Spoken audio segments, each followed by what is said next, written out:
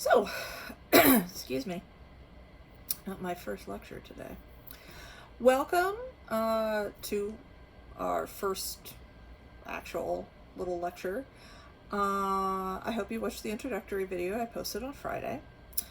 Also going up on the website is a link to our first Zoom call, which is actually going to be Thursday morning. I decided that you're not going to have enough time to watch this and read and have anything constructive to say by tomorrow morning. So we're going to have our first Zoom call together Thursday morning, and then on Thursday we can decide together if next week we want to do Tuesday or Thursday or both. It's up to us. I'm going to make sure we have at least one call a week, but it's sort of a matter of what's going to be most useful for all of you, to be honest.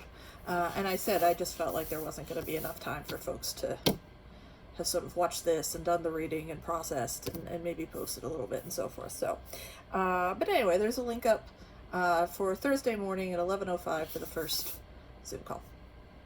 Anyway, so this module, we are working through the concept of holy foolery, which is unique to Russia, as we are going to see.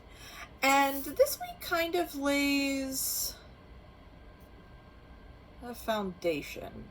The first thing I'd like you to read is the reading from Ivanich about Russian folk belief. The whole book is fascinating, honestly, if you ever get the chance to read about this. Ivanich is discussing Russian peasant society's beliefs in both what we would think of as traditional Russian Orthodoxy, Eastern Orthodoxy, and also their pre-Christian religion, which held over for many centuries, really until the revolution, even past the revolution, even to today.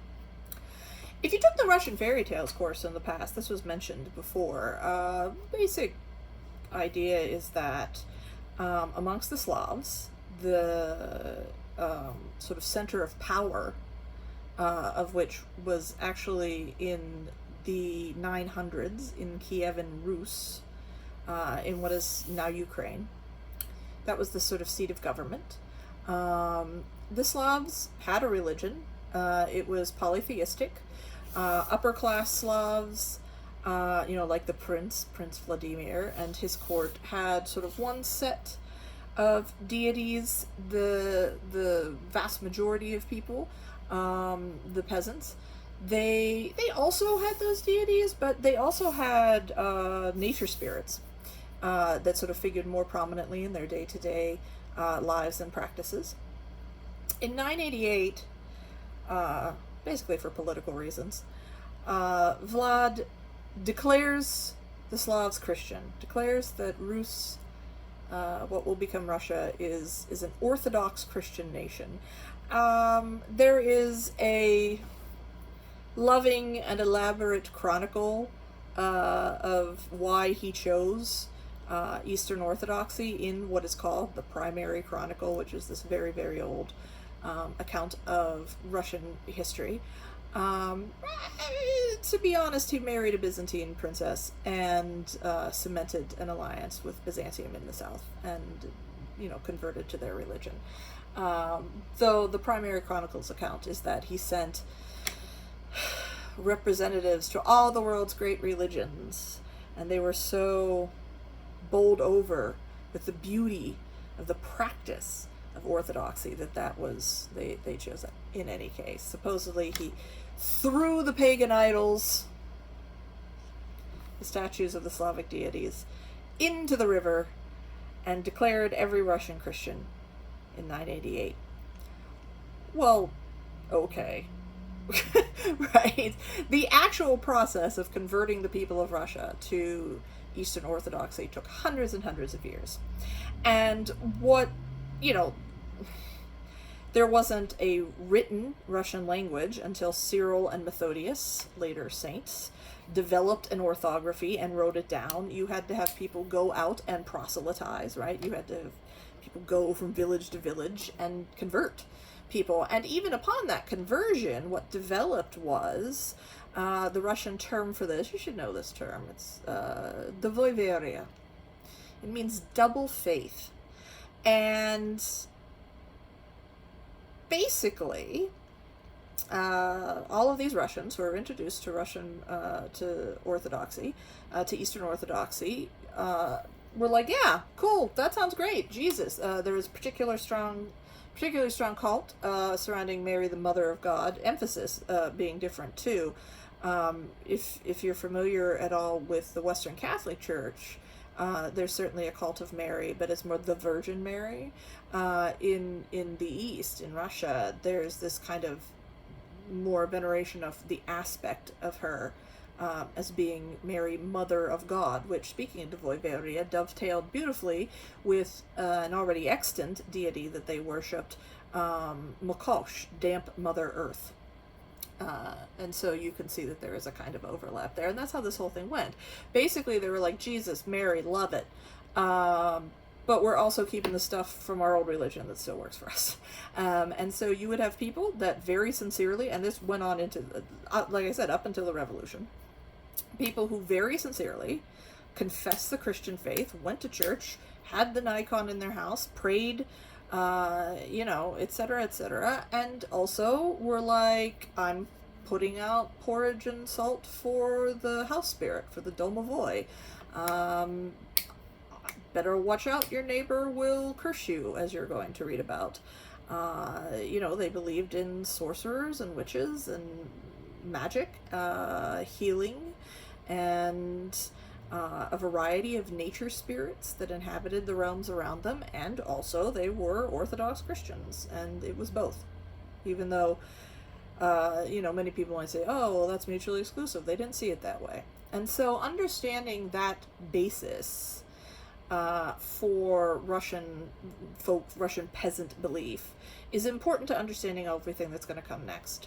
So the Ivanish reading kind of deals with certain aspects of that pre-Christian belief, which was then folded into what became a very important belief in Orthodoxy, in the particular sort of theological realm of Russian Orthodoxy. And one thing we're going to see next week is when we talk about holy fools, which are these people, sometimes saints. St. Basil's Cathedral, famous in Moscow, the onion domes and everything. St. Basil, actually St. Vasily, Vasily Blazheny. He was a holy fool. And I said he's not a saint anywhere else. He only in Russia. And holy fools didn't just exist in Russia. Holy fools have a unique valence in Russia, you're going to see. The holy fool tradition actually initiated itself in Byzantium. You'll learn more about that next week. And the point being, the argument next week between our two scholars who agree on what holy fools were like and the role they played in Russian popular religious culture.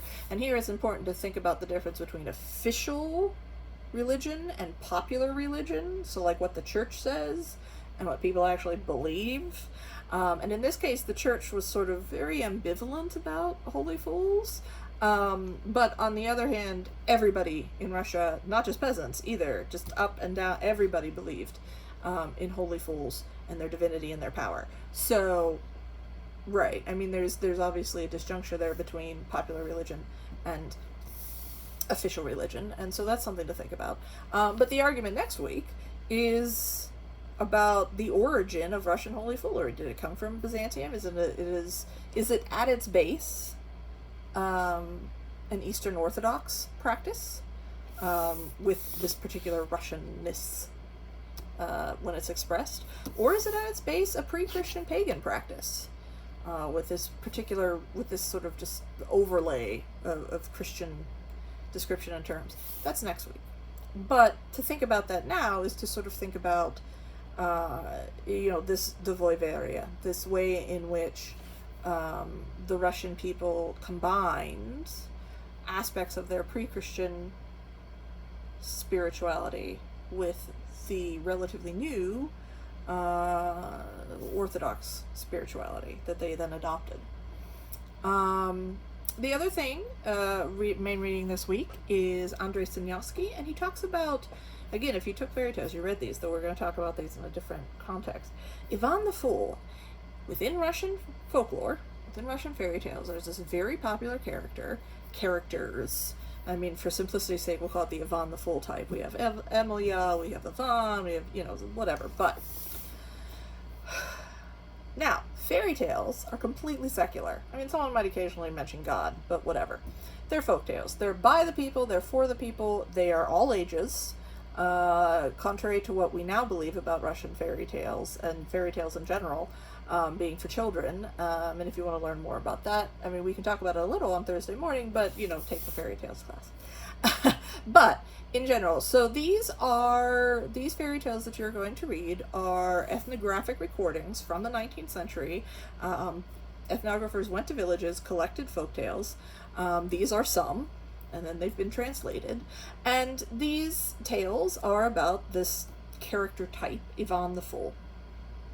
And as I said, it's a completely secular genre. And we see these fools, and Sanyavsky describes, sort of the fool type and the trajectory that these types of tales take. And I've provided you with some examples of those tales. So I'd like you then, after you read the Sanyavsky, or before actually, I mean, whatever, but sort of as a lump, to read those tales and sort of think about applying what Sanyavsky says to them. One thing I want to point out that, like I said, even though fairy tales are a secular genre, Sanyavsky explains sort of how these tales function by saying God loves a fool. It's part of the reading, and I'd like you to sort of, when you get to it, pay a little bit of particular attention to that passage, that argument that he makes, and just sort of, put a pin in it and think about it and carry it forward with us. The other thing is, I've provided you with a few fairy tales. Two of them are very similar, right? They're what Sanyavsky describes, basically, in terms of Ivan the Fool type tales. The character, the trajectory of the tale, etc. There's a third called No Not, which certainly has elements of the Ivan the Fool type tale, but then takes a turn. It's different too, and I'd like you, as you read, to think about the ways in which it's different, and what might explain that, and again, to kind of put a pin in it and carry it through to next week. Because remember, what we're doing here is we read, watch this video, read some material, watch another video, read some more material, watch another video, have a chat, right? Talk with me on Zoom, talk with each other in your small groups, eventually then talk together in your large groups. All of this is a process, right? Wherein I'd like you to start to understand the individual readings, but also then knit them together to see how they relate, how they build on each other, and what kind of coherent whole picture of the subject we can put together from all of the material if we sort of examine it thoroughly enough together. And so those are some of the things I'd like you to start doing. So really, again, the thing for this week is to kind of, read the advantage, start to get a bit of a handle on this Dvoeverie, this combination of the sort of how the Russian mind is working with these pre-Christian spiritual beliefs and values, and then this overlay and kind of interpenetration of Orthodox values, and then to sort of see this worldview play out in this one area, this one genre, right? These folk tales that talk about these popular stories that talk about fools. And then, of course, eventually then we're going to move on to this kind of popular religious idea about fools and foolishness and foolery, which sits very much at the intersection of this Dvoeverie, this older faith, and this newer faith, and this mindset about the virtue of foolishness and why God might love a fool, and then how that all interweaves into Russian society and Russian life, because the last thing we're going to do in this module is read a bit of literature, Leo Tolstoy, and you don't get more Russian than that, right? An excerpt from War and Peace, which luckily stands alone very well. You don't have to know too much about it. That should be the final thing that you read in this module.